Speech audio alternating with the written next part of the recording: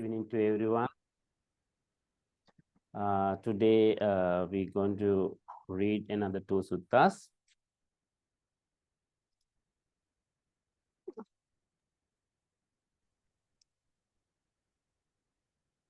Okay, as I promised earlier, last few weeks we have been talking about the six senses actually, six senses, Salayatana Sangyutta.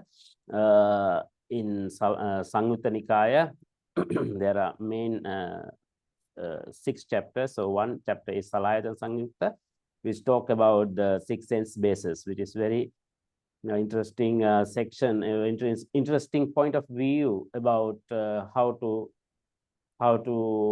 read the world, from the 6 sense bases, identifying or having the perception about the world through the 6 sense bases. So Buddha teach the Dhamma from the different perspective, from the different angle. So one angle is analyzing or seeing through the 6 sense base. 6 sense base. Seeing the world through the 6 sense base, because we realize that the world is, we experience the world through these 6 senses. Without 6 senses, there is no world. So that is one angle to see the Dhamma. So this is another angle, 5 aggregates. So we can see the world from the 5 aggregate also, from the angle of a 5 aggregate. So this is another, we call pariyaya, another angle, another perspective to see the world or our experience from the 5 aggregates. So this Khanda Sangyutta, aggregate Sangyutta, talk about mainly about 5 aggregates. So I find one of the interesting sutta about 5 aggregate is this is a lump of form, link discourses of 22.95. So we will read through this sutta. Sister Kahong, you can read. Yeah. Thank you, Bhante. Link Discourses 22.95, a lump of form. At one time, the Buddha was staying near Ayodhya on the bank of the Ganges River.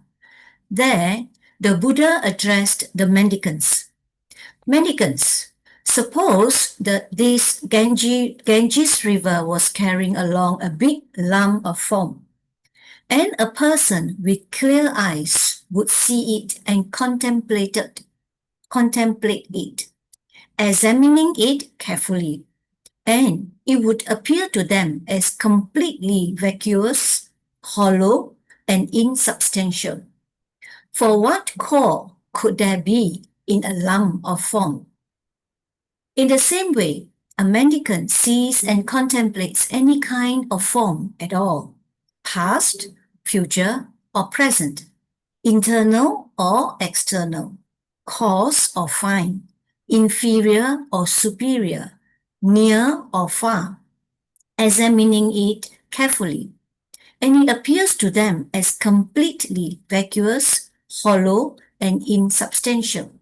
For what core could there be in form? Suppose it was autumn, when the heavens rain heavily and the bubble on the water forms and pops right away, and a person with clear eyes would see it and contemplate it, examining it carefully, and it would appear to them as completely vacuous, hollow, and insubstantial. For what core could there be in a water bubble? In the same way, a mendicant sees and contemplates any kind of feeling at all, examining it carefully, and it appears to them as completely vacuous, hollow, and insubstantial. For what core could there be in feeling? Suppose that in the last month of summer at noon, a shimmering mirage appears, and a person with clear eyes would see it and contemplate it, examining it carefully, and it would appear to them as completely vacuous, hollow, and insubstantial. For what call could there be in a mirage? In the same way, a mendicant sees and contemplates any kind of perception at all, examining it carefully, and it appears to them as completely void, hollow, and insubstantial. For what call could there be in perception? Suppose there was a person in need of hardwood, wandering in search of hardwood. They'll take a sharp axe and enter a forest. There, they'll see a big banana tree, straight and young, and grown free of defects. They'll cut it down at the base, cut off the top, and unroll the coiled sheaths. But they wouldn't even find sapwood, much less hardwood. And a person with clear eyes would see it and contemplate it, examining it carefully, and it would appear to them as completely vacuous, hollow, and insubstantial. For what call could there be in the banana tree?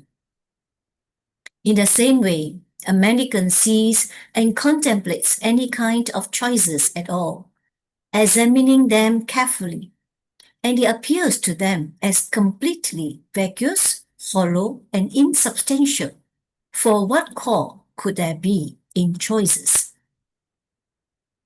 Suppose a magician or their apprentice was to perform magic trick at the crossroads, and a person with clear eyes would see it and contemplate it, examining it carefully, and it would appear to them as completely vacuous, hollow, and insubstantial. For what call could there be in a magic trick? In the same way, a mendicant sees and contemplates any kind of consciousness at all, past, future, or present, internal or external, coarse or fine, inferior or superior, near or far, examining it carefully, and it appears to them as completely vacuous, hollow, and insubstantial. For what call could there be in consciousness? Seeing this, a learned, noble disciple grows disillusioned with form, feeling, perception, choices, and consciousness. Being disillusioned, desires fades away. With desire fades away, they are to be free. When they are free, they know they are free. They understand there is nothing further for this place. This is what the Buddha said. Then the Holy One, the teacher, went on to say. Okay, sister. Okay. Okay. Yeah. Again, it's the same thing, repeating in a poetic way. Okay, so let's have a look again. So in this, this is very beautifully Buddha explain everything with example, very clear and very suitable examples, similes. So as I said earlier, the one way we experience, one way to look at the life is that through the six senses. So in other way, this five aggregate, in our life, we experience the life also through these five aggregates as form, feeling, perception,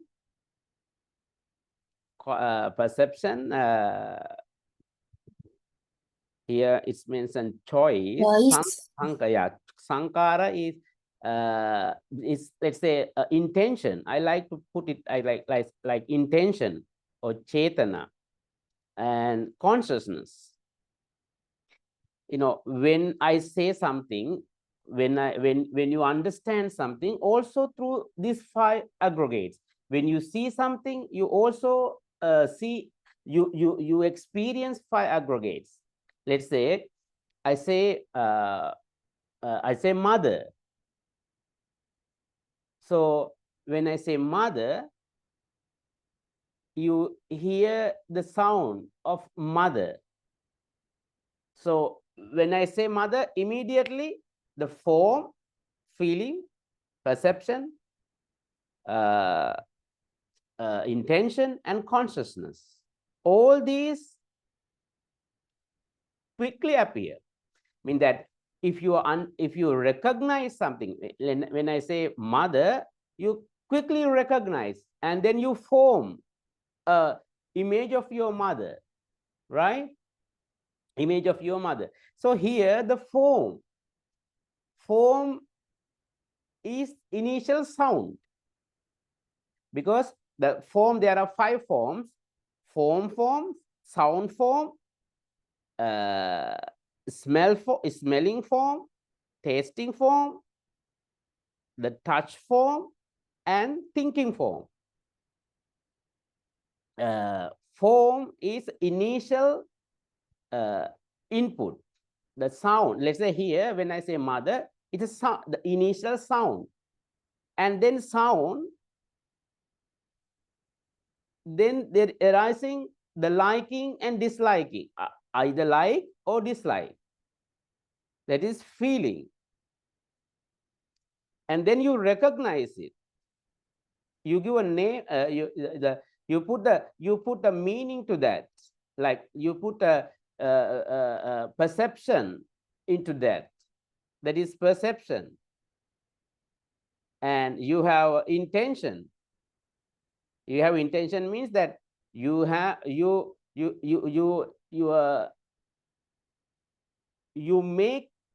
make something, like you put a life to that. You know, when I say mother, you put a life into that.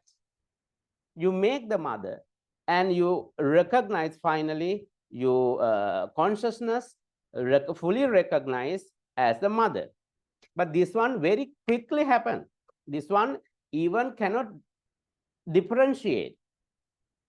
The initial recognition, like when I say mother, you know, when I say mother, when I finish the mother, when I finish the word, quickly it appears a mother inside your mind.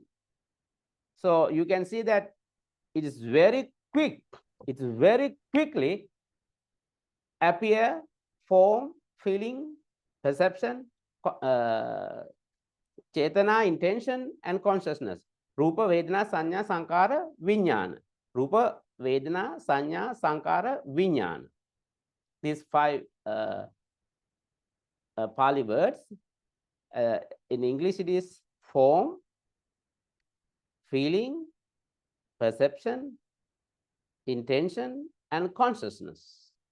So these it's come, it seems like come together, but only the when we are very alert, when we are very mindful, you can differentiate, you can see the aspect of this 5 aggregate is arising inside you. Arising inside means that when you recognize something, when you mentally recognize something, these 5 aggregates is appearing. In other words, these 5 aggregates means how you recognize, how you recognize the things. In other words, actually, it is all about how our mind is working. Normally we take mind as one, but mind, it can, when we zoom the mind, let's say there's a one thing, when we zoom, you can see these 5 aggregates, 5 different stage, 5 different stage when the mind recognize something. It can be that every word I'm saying, this form, feeling, perception, intention, and consciousness, Rupa, Vedana, Sanya, Sankara, Vijnana, these 5 aggregates quickly appearing, everything. When I see something, when I hear something, when I smell something, when I taste something, when I touch something, when I think something. Again, this this can relate to six senses. When I recognize something from any sense, let's say when I see something, let's say I see a chair. So when I see chair, these five aggregates, this is a mental aspect. This is a mental aspect of recognition something. So this was widely discussed about these five aggregates in the Buddha's time. And that is why Buddha explained deeply, and in most of there are many suttas explaining about five aggregates. So Buddha explained these five aggregates. Otherwise, five stage of your mind is like this example. Your our form is like a lump of foam. Feeling is like a bubble. Perception is like a mirage. Intention is like a banana log, banana tree. And consciousness is like a magician. You can see that lump of foam, bubbles, mirage, like banana tree, and magician. Every example is like there is no core. It's not substantial. There's no inside. There is nothing substantial inside. It is vacuous, empty. It's a hollow. Inside it's like nothing inside, and it's insubstantial. So Buddha asked, for what core could there be in form? For what core could there be in bubbles, water bubbles? In what core could there be in a mirage? In what core could there be in a banana tree? And what core there be in a magic tricks?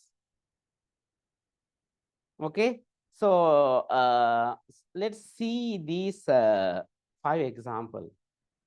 I have some photos of these five examples, so then you can have a better idea about it.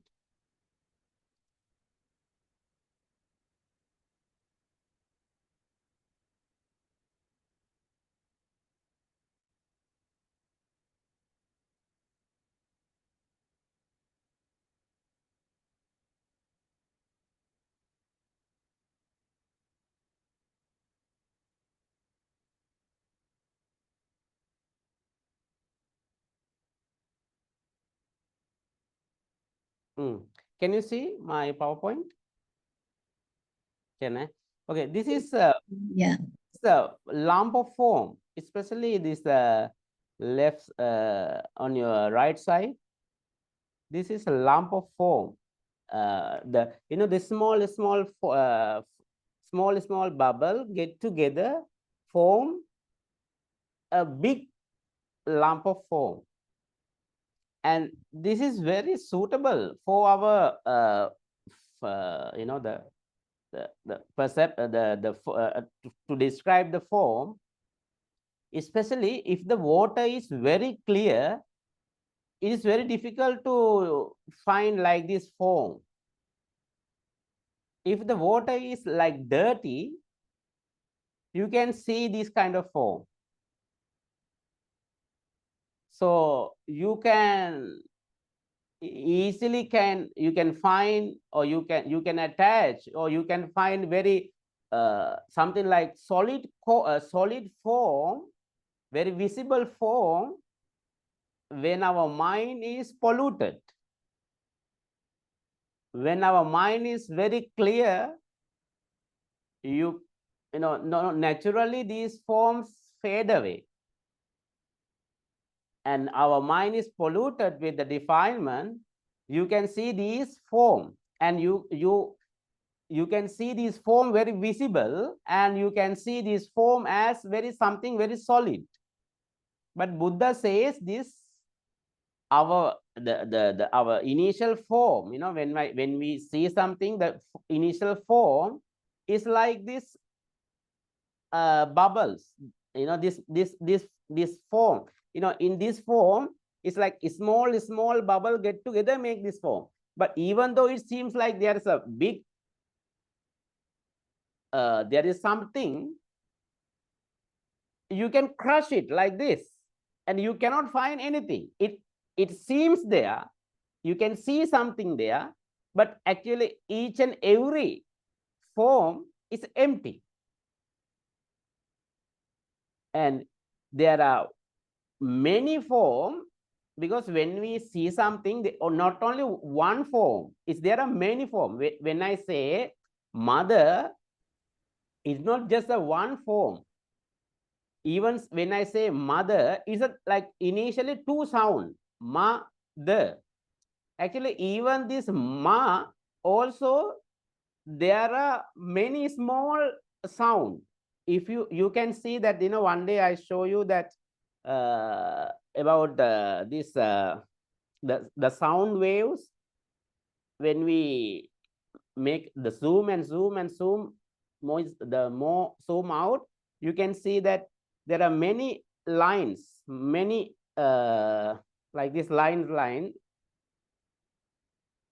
So when I say ma, there are many forms there. When I say the, there are many forms, many like this form. So but both, it's empty. Not only both, but when whatever I say chair. So there are many forms are there. The form, empty forms are there. When you see something, you see different colors. These colors, you think there is something outside. You think there is something coming from outside. This form, the rupa. Many people think that rupa is something solid.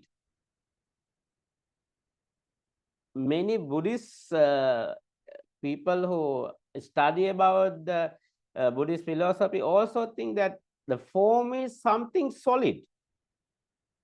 But Buddha says here the form or rupa is not something solid. It's not something really existing. It's just like it seems there, but it seems, but inside is empty, hollow, and insubstantial. So, in other words, it says form is empty. This is what even this Heart Sutra says, form is empty. Feeling is empty. Perception is empty. Intention is empty. Consciousness is empty. In other words, form is empty. Emptiness is the form.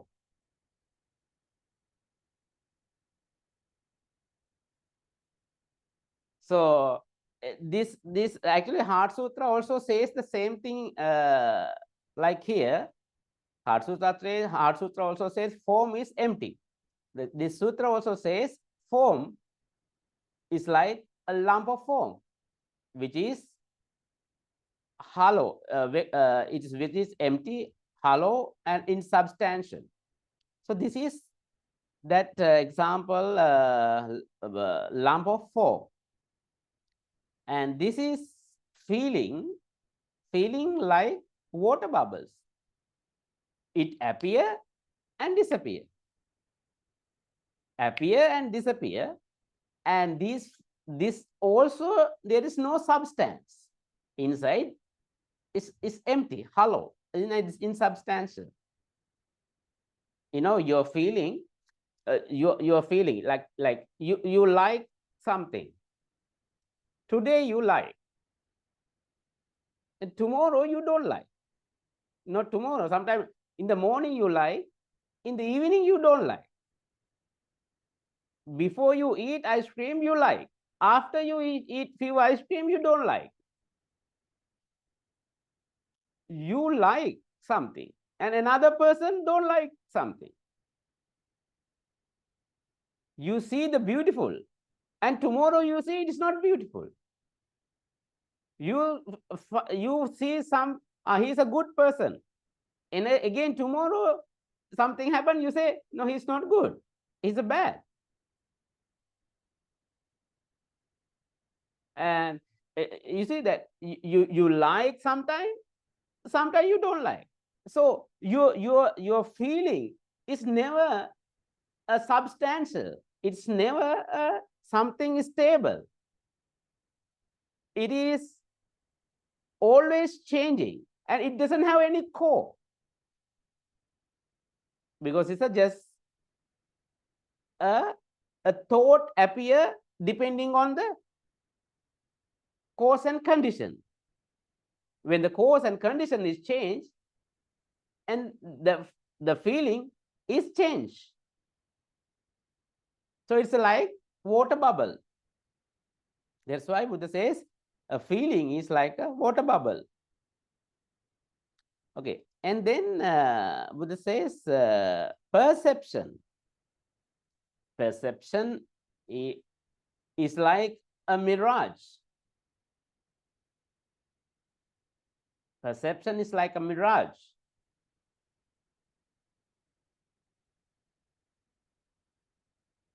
It's like, when you see your mother,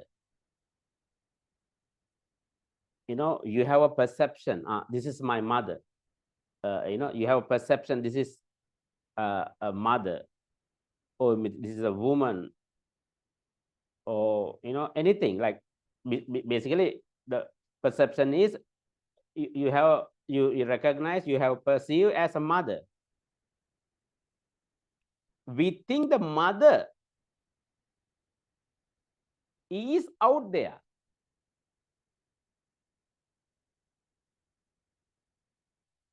But mother, you go with your father to see your mother. Then you ask your father, who is that? What you see? He say, I'm seeing wife. But you see the mother. You go with your grandma to see your mother and ask what you see. Then grandma say, this is my daughter. You see, the perception is like a mirage. So actually, is a mother, daughter, or wife? Outside is what?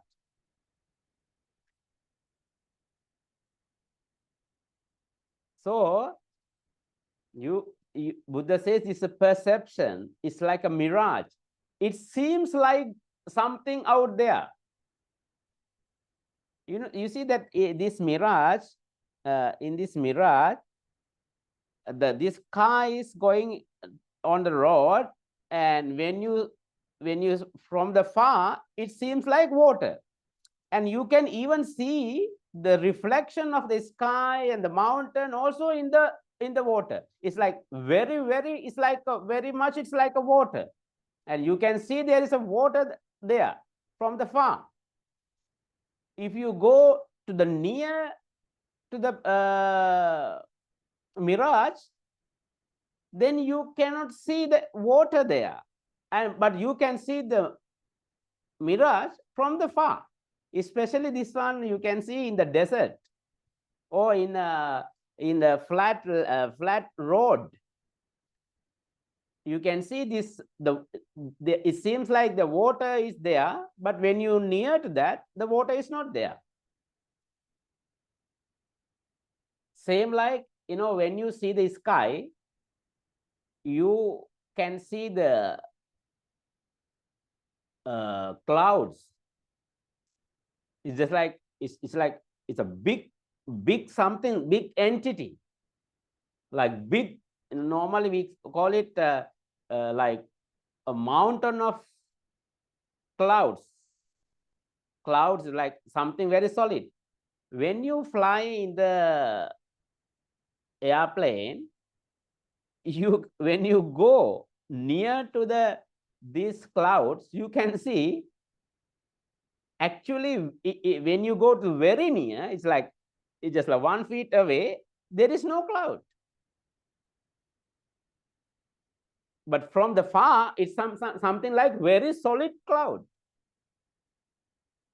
But when you go near, when you fly, you never encounter such a solid things. It go through the cloud, but every time when it is very near, you cannot see anything. It is visible from the far. The same like this mirage. It's visible in the far. The perception visible when you are not mindful. Perception is visible when you are in a high speed. And when you slow down, when you closely look, when you go closer look, when you go slow look, then you cannot find this perception. And this perception is just like a mirage. Like just now I earlier said, the mother is a mirage. Not only the biggest thing is this eye, this eye. The eye is the mirage. In the general talking, we say that I am here. I am me, myself. But when you closer look, when you closely look, you cannot find such thing as I. What you can see is, again, Rupa, Vedana, Sanya, Sankara, Viññāna. Form, feeling, perception, intention, and consciousness. So, any perception, I is a perception. Chair is a perception. Computer is a perception. Mother is perception. Father is perception. Tree is a perception. Mountain is a perception. Sky is perception. The earth is perception. But this perception, the whatever you perceive, is not substantial. It is just an appearance. It's not something solid out there, or outside or inside. There is no solid thing. It's nothing. It's empty. It is hollow and is insubstantial. And the same goes with the volition, like a plantain trunk, like this banana trunk. Volition, intention.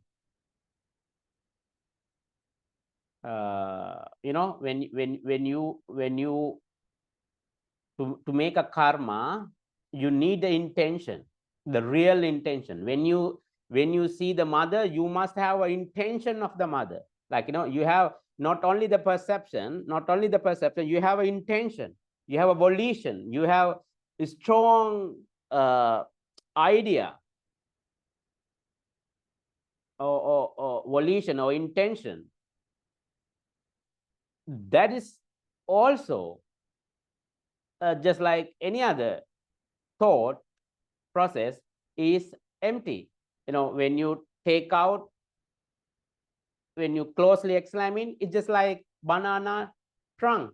The banana trunk, you peel it, you cannot find anything inside substantial, just like a onion. When you peel it, you cannot find any substance inside, the core inside. And the consciousness is like an illusion.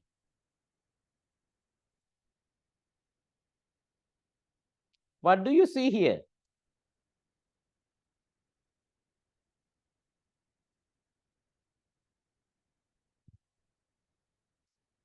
I cannot hear anyone.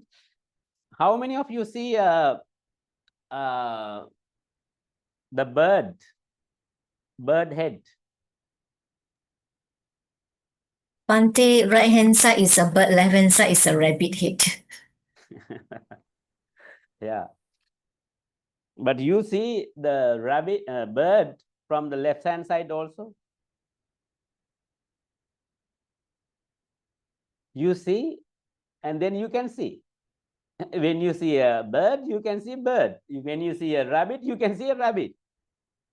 Isn't it? Yeah. Right hand side also like that. If you want to see a rabbit, you can see a rabbit. If you want to see a bird, you can see a bird. In the same way that when you want to see something, you see that. But there is nothing substantially out there. Actually, you are not seeing anything from out, but you are creating instantly according to your wish, according to your previous data, previous experience. You know, when you see something, when you see your mother, based on your previous experience, you see a mother. When your father see your mother, based on his experience, he see a wife. When your grandma see your mother, based on her experience, she see a daughter.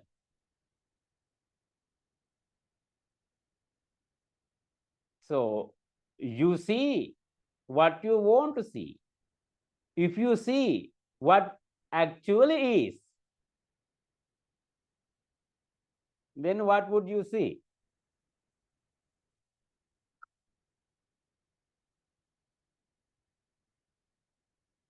So without previous experience, without liking and disliking, if you see something, what would you see? Actually, we see something or we creating something instantly based on our, actually, even though we say that we create, actually it's not that you create. There's no one to create here. Based on the previous experience, when you see something, quickly you form something. If you can see without names, if you can see something without names, then you see, what would you see? You can experiment actually this one. You know, when you see, when you have free time, you just look, not look actually, you let your eyes open.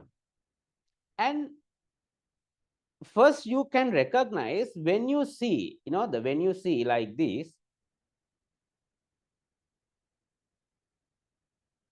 you can see every time when you see something, there is a talking here. There is something here. There is someone is talking.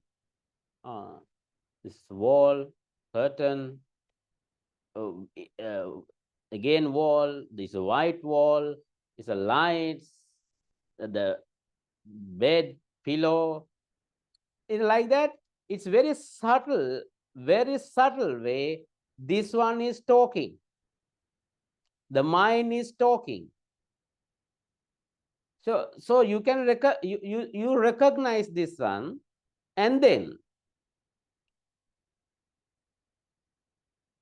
you try to see without naming. Without naming, you just let these lights enter your eyes. You know, let it happen. Don't, without looking, just let it happen. let it happen, and see what is there.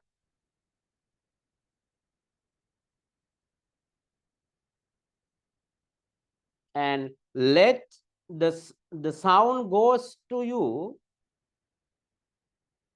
without naming, you just listen. Or let the listening to happen. Let the hearing to happen. Then what is there? What is the world? Without name, what is the world? You do this experiment.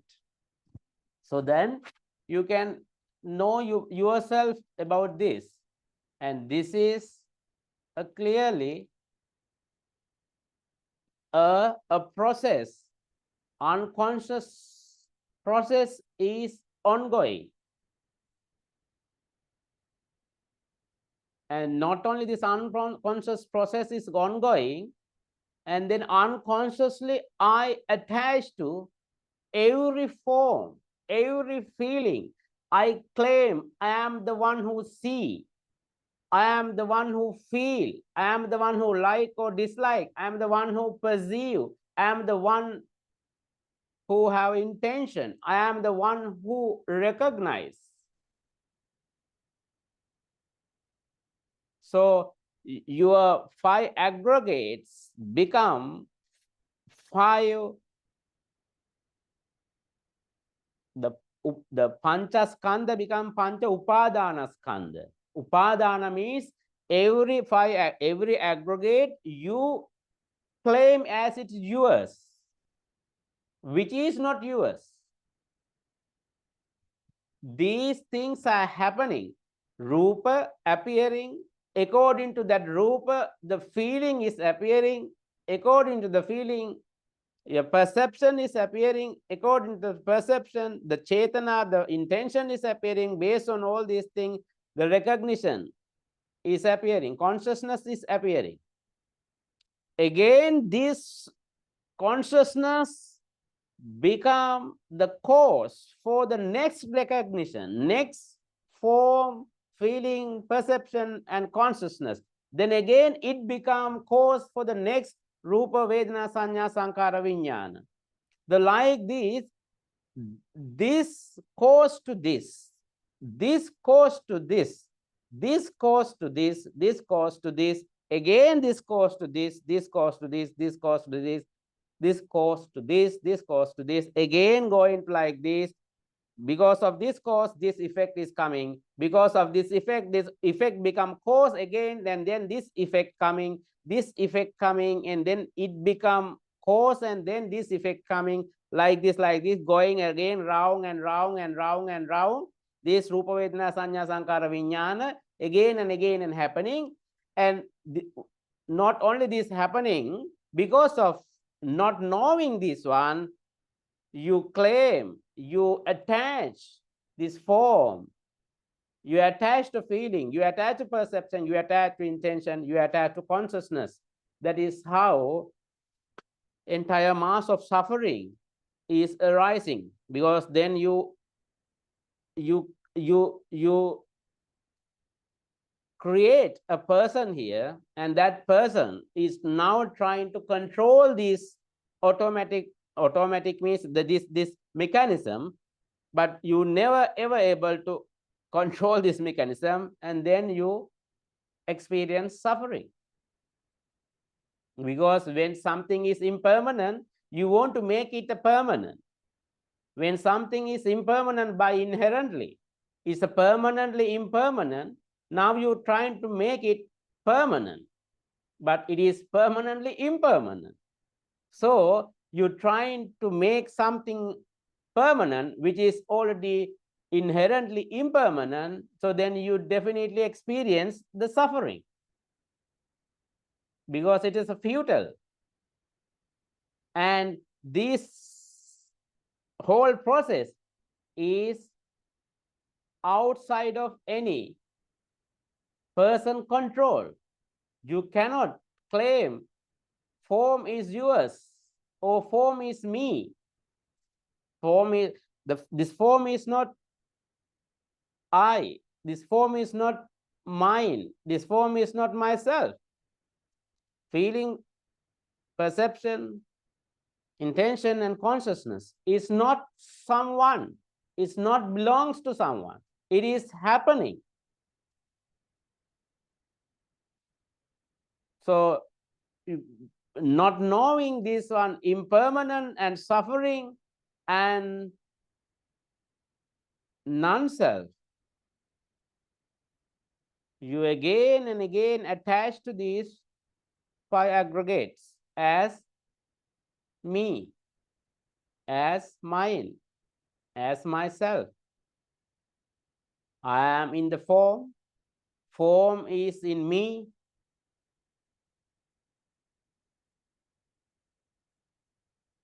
Like that, you think that this form is me, or I am in the form. There are 4 types of like that thinking. Somehow I cannot remember it. Somehow it like you personalize, you personalize, you thinking that I am in the form, I am in the feeling, I am in the perception, I am in the intention, I am in the consciousness, I am the one who think, I am the one who recognize this. I can see. I am what I am see is me. This form is me. This feeling is me. This perception is me. Intention and consciousness is me. So that is why this repeated samsara is arising, because of not knowing this, the process, and not knowing it is impermanent, and not knowing it is suffering, and not knowing it is non-self, and it is empty, and it is hollow, and it is insubstantial. When you know it is impermanent, it is suffering, and it is not mine, then you disengage, your desire is fade away, your attachment is fade away. When the attachment is fade away, you know, I don't have attachment like before. I'm not attaching. My sanskara, my creation is not like before. Last time I had a lot of thoughts again and again. When there is some event happen, I going behind that event or that thought repeatedly again and again and again and again and again. But now you know that your attachment to this thought process is softened. And you know that one day you know that you completely free from this attachment. Your passion is become dispassion. Your attachment become letting go, and you know you are totally freed. Okay, that is what Buddha says, the last part of the sutta. Again, we go back to the sutta.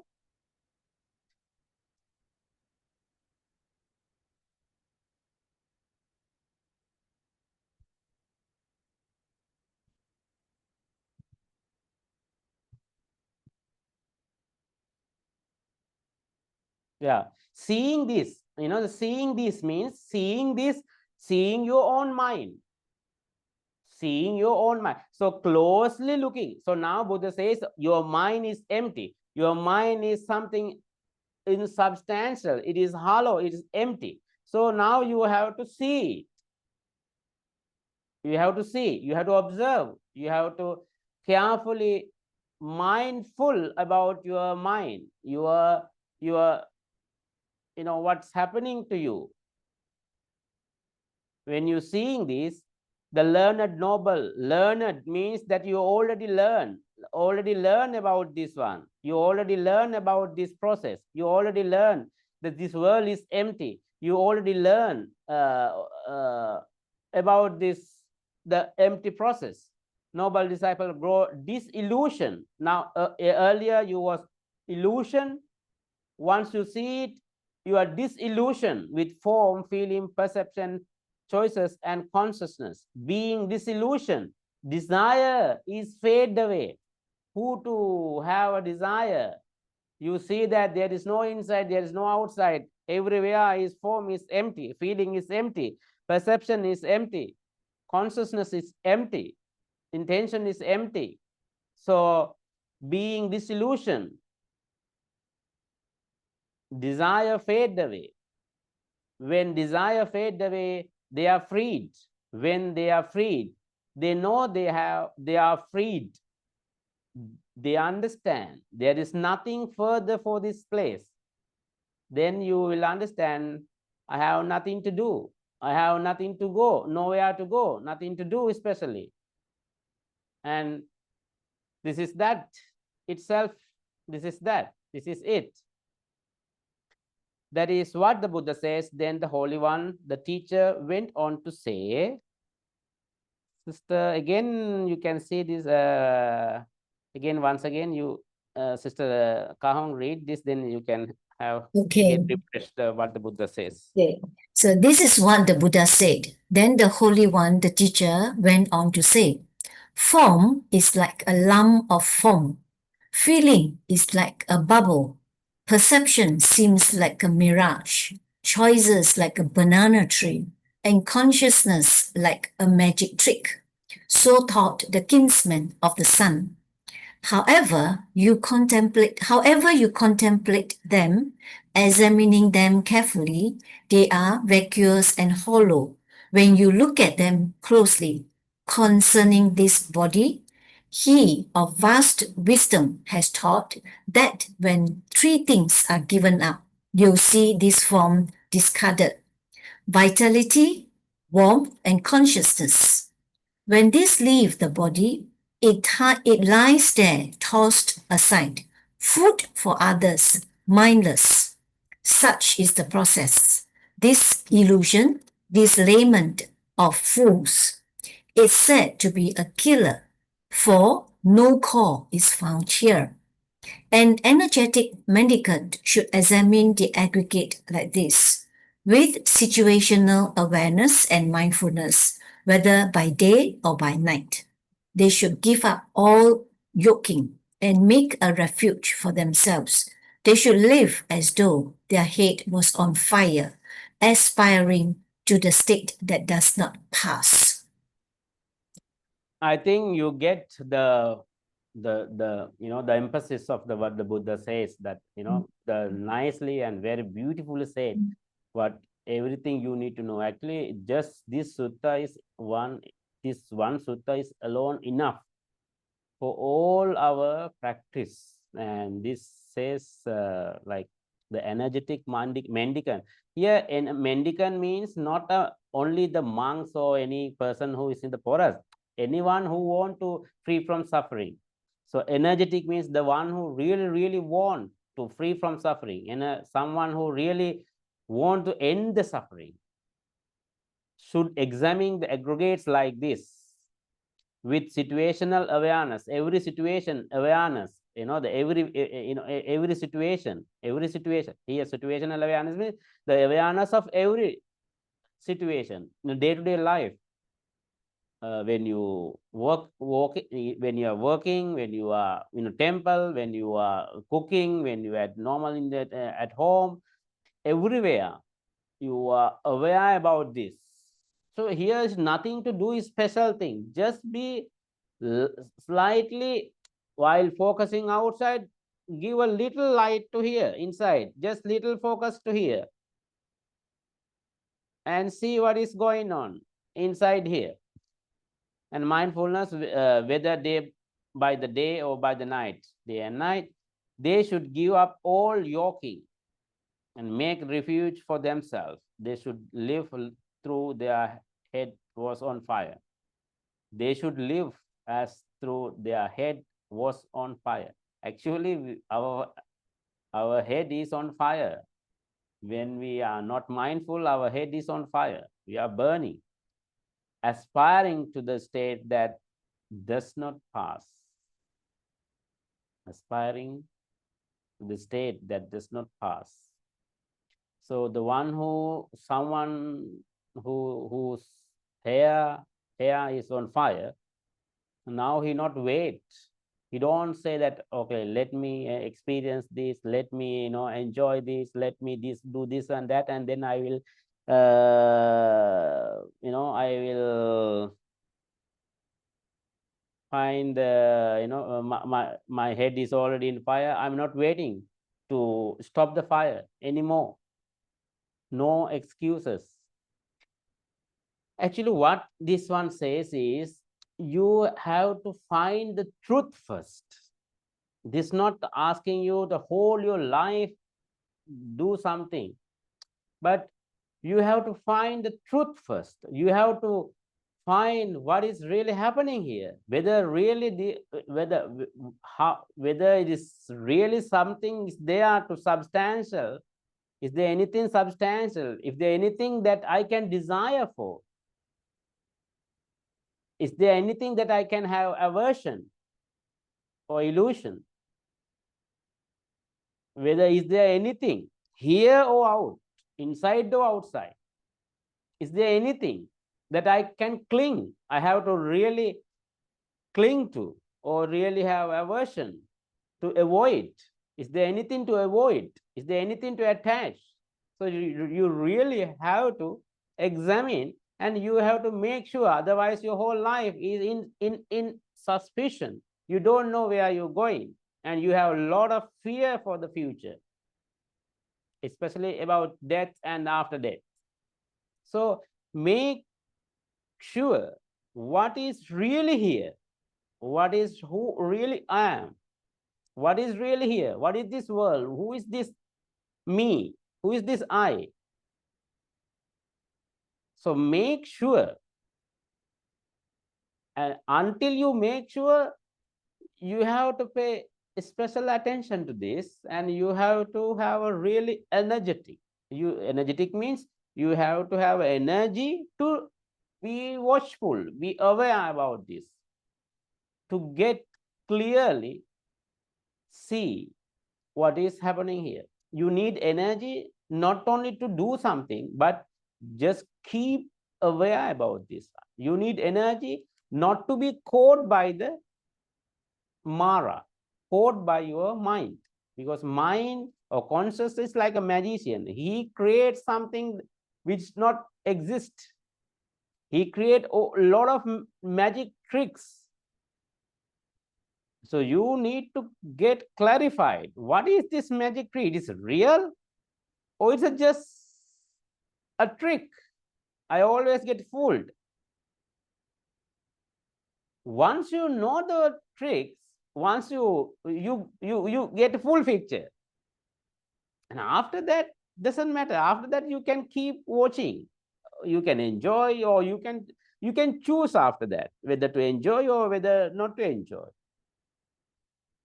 After that you can choose whether I stay in this life or in that life, whether, because you already know what is already here. What is this magic trick? What is this magic trick? What is this magic trick? What is this magic trick?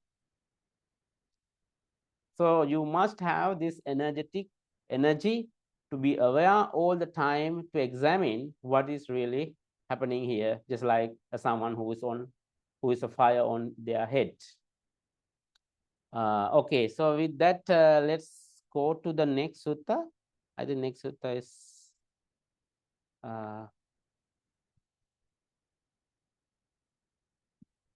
wait,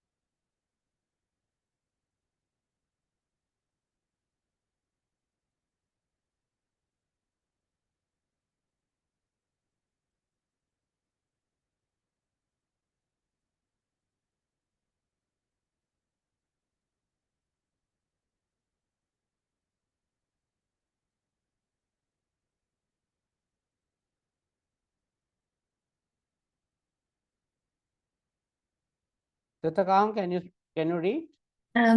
One day you do my explain a little Yeah, bit, explain, very yeah. small, yeah. Yeah, I can.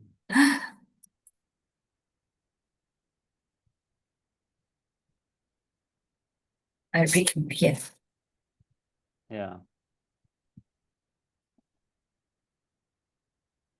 Okay, I think now okay. Yeah, Yeah. it's big enough. Yes. Okay. Thank you, Bante. Yeah. Okay. Link discourses 22.33. It's not yours. At Sawati, mendicants, give up what's not yours. Giving it up will be for your welfare and happiness. And what isn't yours? Form isn't yours. Give it up. Giving it up will be for your welfare and happiness. Giving up feeling will be for your welfare and happiness. Giving up perception will be for your welfare and happiness. Giving up choices will be for your welfare and happiness. Consciousness isn't yours. Give it up. Giving it up will be for your welfare and happiness. Suppose a person was to carry off the grass, sticks, branches, and leaves in this Jeta's grove, or burn them, or do what they want with them. Would you think this person is carrying us off, burning us, or doing what they want with us? No, sir. Why is that? Because to us, that's neither self nor belonging to self. In the same way, mendicants, form isn't yours. Giving it up. Giving it up will be for your welfare and happiness. Giving up feeling will be for your welfare and happiness. Perception isn't yours. Give it up. Giving it up will be for your welfare and happiness. Perception isn't yours. Give it up. Giving it up will be for your welfare and happiness. Choices isn't yours. Give it up. Giving it up will be for your welfare and happiness. Consciousness isn't yours. Give it up. Giving it up will be for your welfare and happiness. Okay, so just like earlier I mentioned also, Buddha says, mendicant, give up what is not yours. You know, that if is not something yours, if it's not something not belongs to you, if you take something not belongs to you, what happens? Definitely you will experience troubles, right? If you get something that not belongs to you, the owner will come sooner or later, and they will take it. And not only take, you will have a lot of troubles. You have to go to jail, you have to go to the police, you have to go to the court, you have to go to the jail, because it's not belongs to you and you take it. And not only that, when they take it back, you feel so sad, so upset, isn't it? So if anything not yours, you just give it up. Give it up. And especially, at least, don't claim as it is yours. If you want, you just use it. But don't claim it is yours. And if you attach to that, then definitely you can understand that a lot of suffering come with that.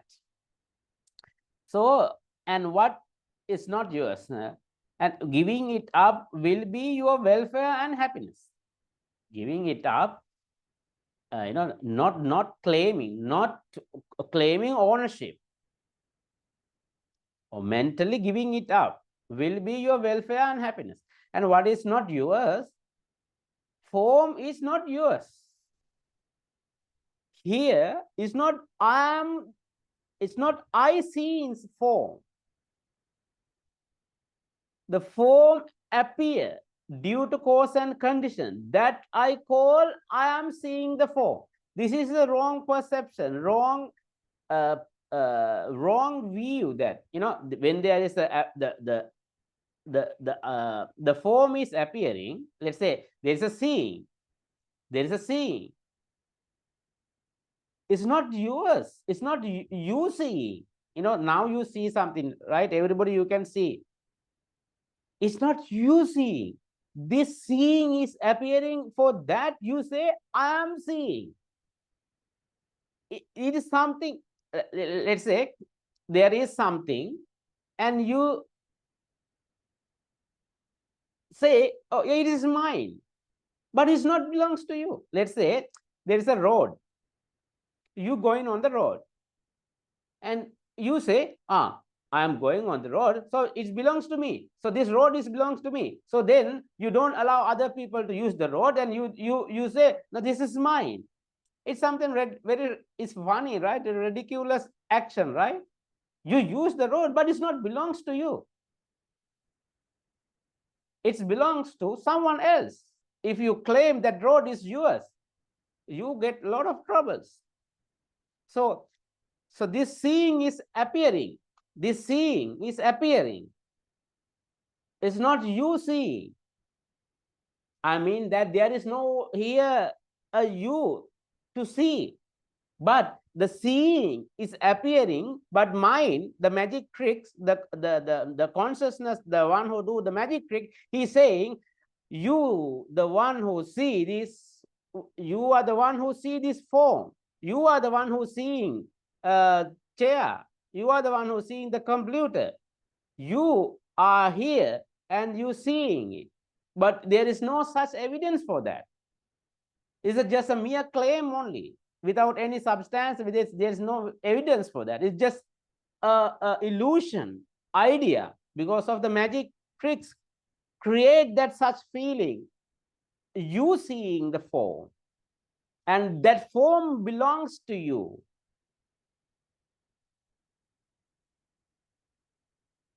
So what you see, we have to say that, for the conventional purpose, we have to use it. But substantially, we should understand that seeing is seeing, just seeing is appearing. Hearing is just a hearing. Hearing is appearing. Due to cause and condition, due to various cause and condition, hearing is appearing. Feeling is appearing. Thinking also appearing. So we don't have to go to claim as it is mine.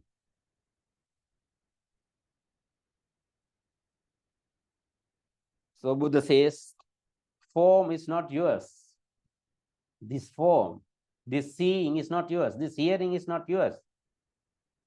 This feeling is not yours. This thinking is not yours. It is happening. It's appearing. This seeing is not yours. The seeing process is what you call yourself. I'm not thinking. Thinking is called myself. So form is not yours. So giving it up will be for your welfare and happiness. The same goes to feeling. When you like something, don't think that if there is no one here who like it, who has a desire, who attach, and who like it and who don't like it. That's why Buddha asks us to contemplate on feeling, mindful about feeling, Vedana-nupassana.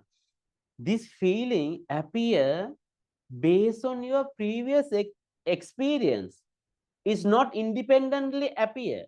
Based on the other condition, situation, this liking is appear. For example, you like char keo tiao or mi hung. And if you born in Sri Lanka, you don't like particularly a Chinese food. It's not you like it. Based on your previous conditioning, based on previous data, is liking happen. You cannot like anything outside of your world, outside of your experience. Isn't it? You cannot like something you never seen, never eaten before. Isn't it? You cannot like something you never eaten before. Or you cannot dislike also something you never eaten. Why my liking and disliking happen? It's because of the previous conditioning. It due to this condition, this appear automatically. Automatically means it's not randomly appear due to cause and condition of the past. Previously I attached, so that previous ignorance come and play here and make the another ignorantly attach again. I like. Yes, it is I like. And conventionally we say I like, but we have to understand this like is not mine, and this feeling is not mine, and it is not belongs to me. So if I say disliking is mine, is I like or I don't like, it is something foolish idea. And giving up or let go that attachment to that liking. So you can understand that here is not asking you to give up liking or disliking. Actually, your attachment to liking and disliking, you have to give up. And you have to understand it is not me. There is no me here. It's just happening, some cause and condition is happening. So the feeling is not belongs to you. Just give it up. And giving it up will be for your welfare and happiness. Same goes to perception. You cannot recognize anything that you never seen before. You never heard before. You cannot, based on the previous experience, and it happened. And the thing is, when you see something, it's not that you perceive it. Perception is happening. When you see the phone, the quickly mind says, it's a phone. It's not you do it. It's happening. Happening means it's due to cause and condition, previous cause and condition. It is happening. So you have to be mindful. You have to be aware about, this is happening. This is appearing. And this appearing and this perception is just a mirage. It does not exist really. So it is substantially, it is impermanent, and it is suffering, and this process is happening outside of any person. It's not anything. There is no one self. There's no one here to claim as it is mine. So again, actually, you have to say that it's impermanent. Impermanent means empty, which is no substance. It's not really existing, and it is suffering, and it is this illusion, this illusion, this magic trick is not belongs to me. So what happened when you claim all this? It is me. It is I am the one who do. Then you create the karma, and then because you you claim, and then you create the karma, and then the karma will coming back to you again and again and again and again, because you create that condition. When you're giving up, when you see it is, then you see there is no one here, then there is no such energy is created, so that the karma is not created, the rebirth is not created. When the rebirth is not created, the samsara is not created. The samsara is collapsing. So perception is not belongs to you. Giving it up will be for your welfare and happiness. Choices and consciousness is not yours. Giving it up will be for your welfare and happiness.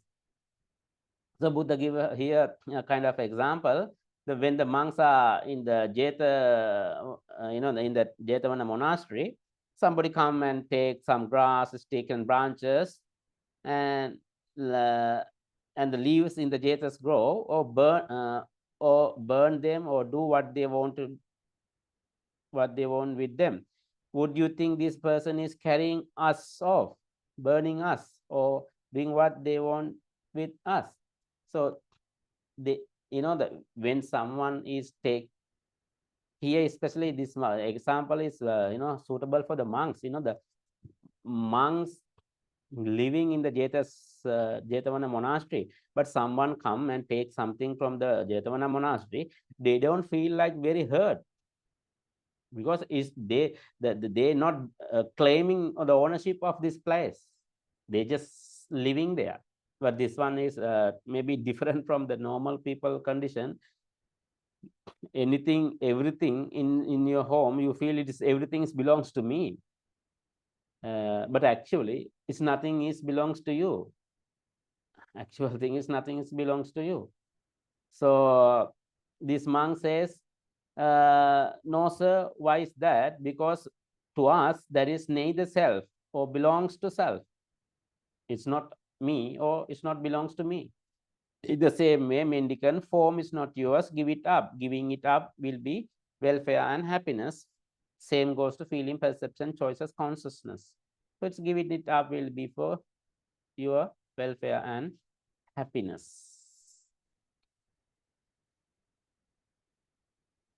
That is, I think it's very clear what is earlier in the Pheṇapiṇḍūpama sutta, Buddha mentioned all these your form, feeling, perception, intention, and consciousness is empty. It is impermanent. And the second sutta, Buddha says, it not belongs to you. It is a non-self. It's not belongs to you. So that if it is not belongs to you, if it is really does not exist, so we don't need to hesitate to give it up, not to hold into this one, which you cannot hold. You're definitely going to fail and defeat. So defeat now, surrender now, and let it go now, and let this by aggregates to happen without claiming the ownership. Or let this world, this nature to happen by itself. When we say like that, some people take it from the wrong idea that, just do nothing, just do nothing. But here says that let go your attachment, the ownership claiming, let go your claiming of that ownership and attachment to your form, feeling, perception, and choices and consciousness. So if you do that, will be for your welfare and happiness. And in the future, maybe we will come to more practical term how to do this one in a day-to-day life. Okay, you still have a little bit time, so you can ask if there's any question. So today we only discuss these two suttas. Next next week we will read the other two suttas. Thank you, Bhante, for clearly explaining these 5 aggregates from this sutta. So, brothers and sisters, do you have any questions that you would like to clarify or ask Bhante? You may unmute yourself. Can raise your hand and you can unmute yourself.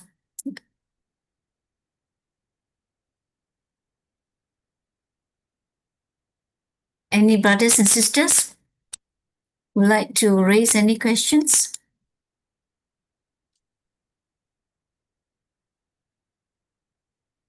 No? Good evening, Bante. Yes, Yes. yeah. I have a question. How does Mm. these 5 aggregate actually affect the karma? That means the akusala and kusala. Sometimes we accumulate the karma intentionally and unintentionally. So how does this one impact on the karmic condition as well? Can you explain it thoroughly further? Yeah, if you do something unintentionally, it's not karma. If you do anything unintentionally, how you know about it? You know only when you do, when you are, when you know, if after effect, you know, if you do anything unintentionally, it's not karma, because in Buddhism, it's all about our mind need to involve, mind need to attach. If the mind consciously attach only, it become a karma. And if it is not intentional act, if it is not intentional action or speech or thoughts,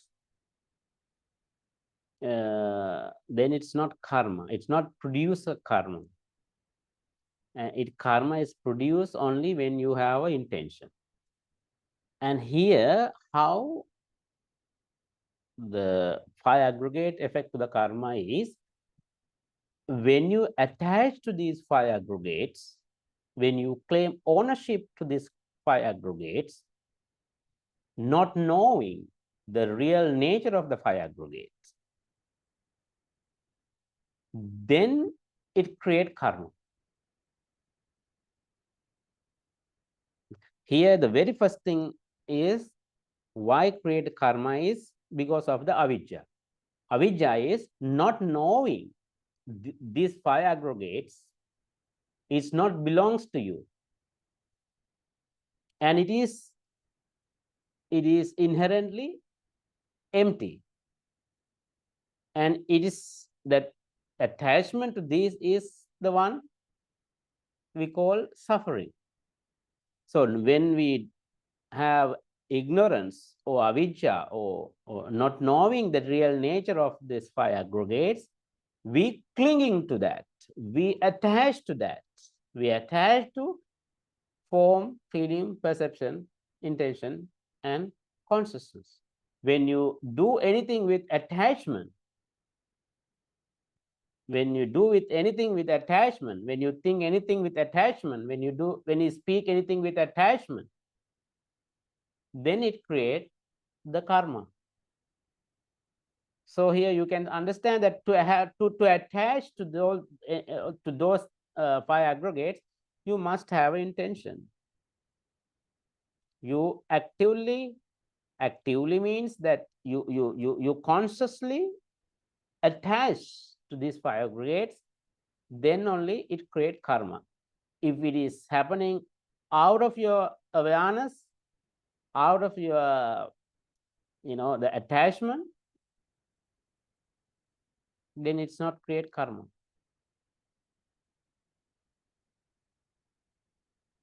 In Buddhism, only intentional action is karma. Any unintentional action is not karma. Okay. Not create the karmic energy. Yeah. Thank you, Ante. So that means if let's say a situation like someone creating a wrong speech or what, but they don't know that one is a wrong speech.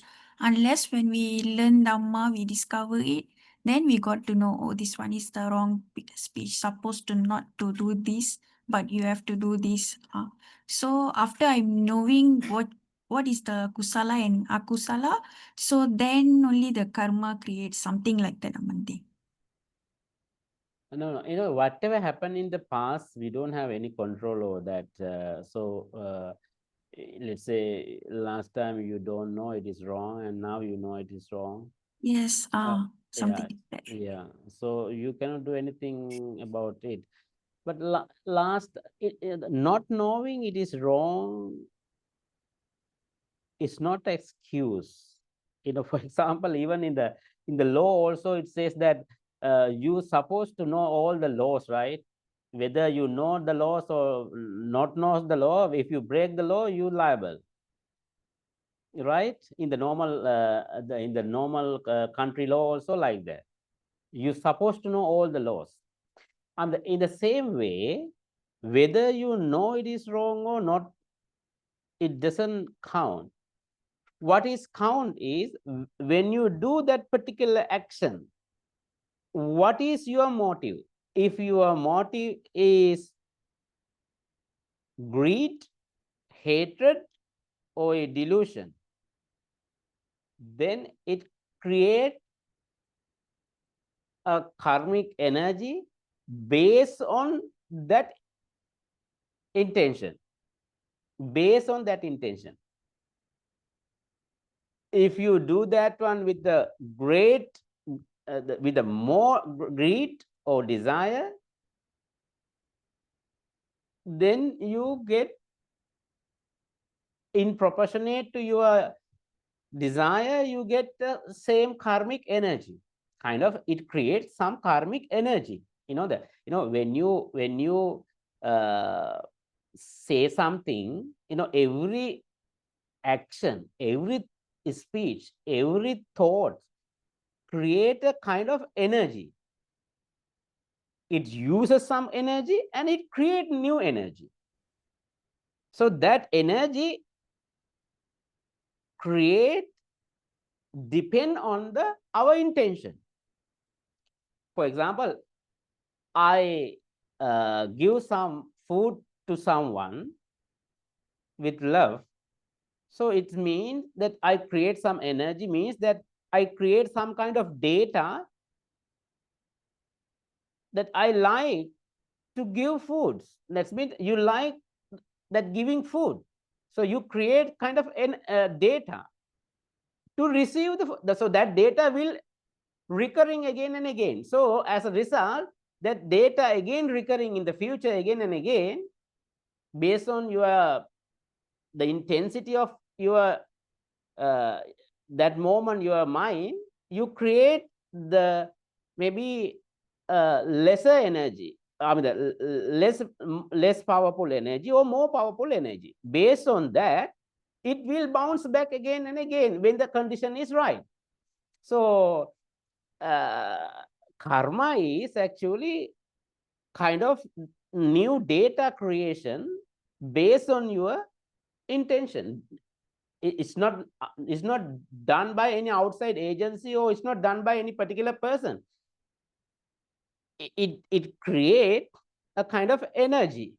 Every action, every speech, every thought create a kind of energy. That energy will bounce back when the condition is right. That is how the karma and the result will be operating.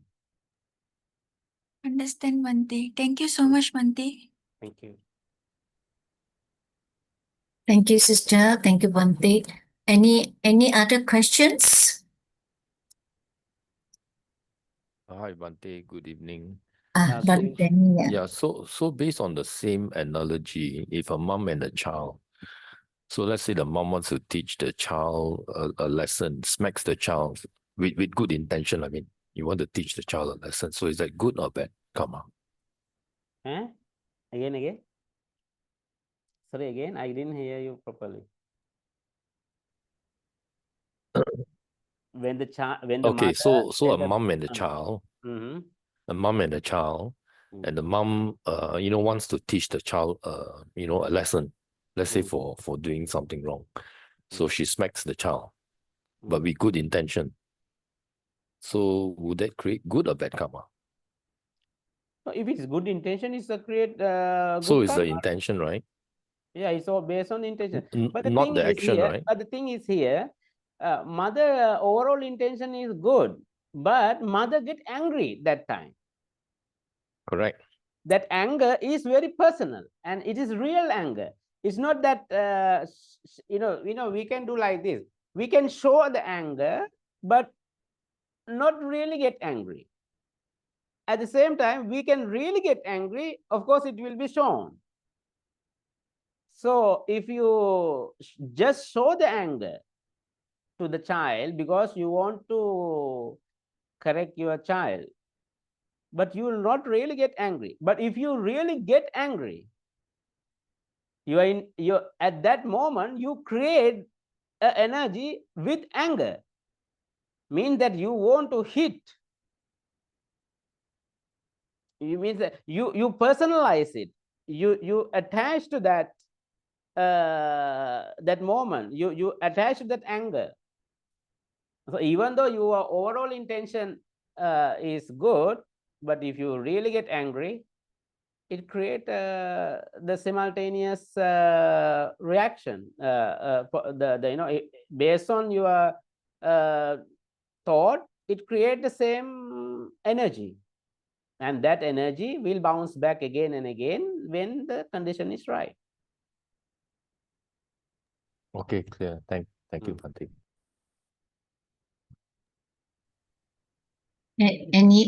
Any other questions, brothers and sisters? If no question, Bhante, just because Monday we just chanted the Natumhākasutta. Yeah. So this sutta seems like an extension to the Natumhākasutta, give us a clearer explanation, and especially using the 5 similes, the form, the water bubble, mirage, the banana tree, and the magic trick. I think it gives us a better understanding. So the attachment to these 5 aggregates is the one that brings us suffering. So for us to be, especially the end of it, for this sutta, the lump of form, for us to be mindful and aware. Yeah. So you can see that the why this attachment is happening is because of the ignorance. Ignorance is what? Ignorance is thinking that there is a self here. There is someone here. I am the one who has a form. I am the one who has a feeling. I am the one who has a perception and intention and the consciousness. Here the basic wrong view is the one create the samsara. Because even the one who understand this one also will experience 5 aggregate, but they know what is happening here. They don't have that wrong view, so that they are not attached to this form, this rupa, vedana, sanya, sankara, vijnana. So here more important thing is that this process is not belongs to anyone. This process, attachment to this process is called I. But there is no any real I outside of this process. This is not happening to someone. As long as we have an idea that this happening to me, then we have a wrong views that I am here. So when I am here, of course, there is a sense of permanence. So that we think that form is permanent, feeling is permanent. It's permanent means really existing. Actually, impermanent means it does not exist at all. It appear and disappear at the same time. So it does not exist even one moment. So the impermanent is like empty, and everything is like a mirage. It is like a bubble. It does not really exist any particular core. So this is the basic wrong view is the one creates the samsara, create the karma, and create the rebirth. We are so concerned about karma and rebirth. Why? Because you think that there is a you here. Because I want to reborn, and And I want to free from karma. Actually, how to free from karma is that it's giving up this wrong views that there is someone who done karma. So this is like a paradoxical.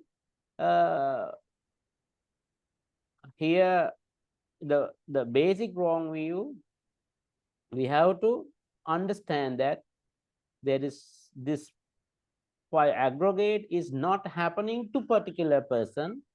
This phi aggregate itself is called the person.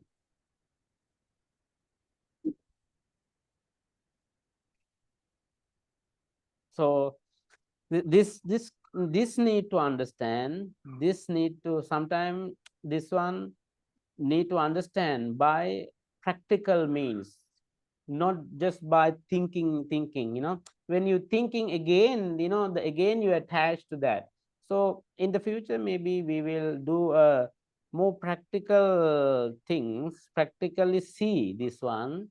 And once you see this one, we don't have all the questions about karma and the rebirth, or whether I want to be careful about it or I have to be careless about it, So once you see this one, it's very easy to discuss also. So in the future, we are still talking about the theoretical things which support you for your practice. So once I think now it's almost enough for us to talk about theoretical things. So we shall start the practically see these impermanence of these phi aggregates, the suffering of this phi aggregate, and non-self nature of these phi aggregates, and impermanence of the six senses from our own life, through our own life, so that we will be very, very clear, because then it is really coming from inside, and you will see the Dhamma from your own life, and you see by yourself. You don't need to think so much about after that, because thinking is very again very tricky thing, again like a magical show that again create the I, sense of I, and the sense of the world. So with that, in the future we will discuss more about the practical application in the coming weeks in the future. Okay. Thank you, Bhante. Hmm. Thank you, Bhante, for your explanation. It enhanced our understanding. Yeah, we look forward to the practical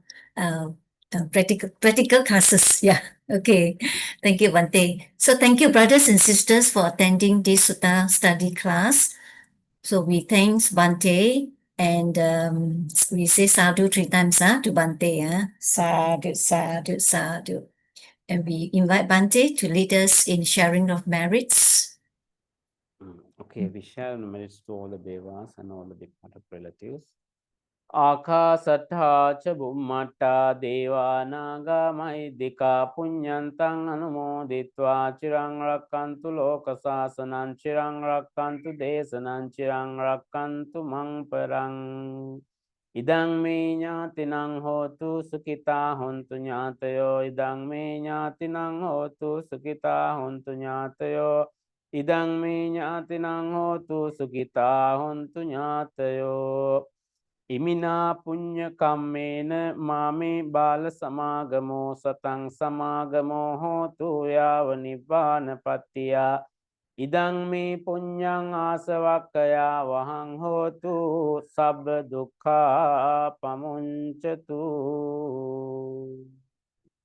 Sadhu. Sadhu, sadhu, sadhu. Thank you, Bhante. Thank you, brothers and sisters. And have good night and have a good rest, especially Bhante. Okay. Thank you. Sadhu, sadhu. Good night. And we will meet again next Wednesday, Bhante. Yes, next week. Yes. Okay. Thank you, Sister Uy also, for setting up this